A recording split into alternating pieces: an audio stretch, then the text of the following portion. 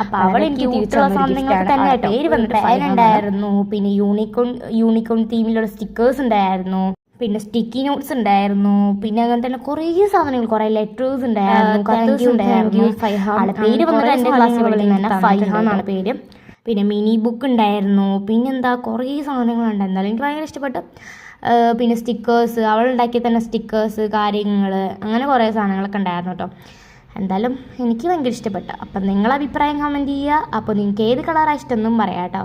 അപ്പോൾ ഇങ്ങനെ വീഡിയോ ഇഷ്ടപ്പെട്ടാൽ ലൈക്ക് ചെയ്യാനും സബ്സ്ക്രൈബ് ചെയ്യാനും മറക്കരുത്. അപ്പോൾ ഇതിന് വേണ്ടിയിട്ട് ഞാൻ ഒരുപാട് താങ്ക്സ് ഫൈഹാനോട് പറയുന്നു. അപ്പോൾ ഫൈഹ ഒരുപാട് താങ്ക്സ്. എങ്ങനെ അപ്പം ഞാൻ ഗിഫ്റ്റ് കൊടുത്തത് അങ്ങനെയുള്ള ഗിഫ്റ്റ് കുറേ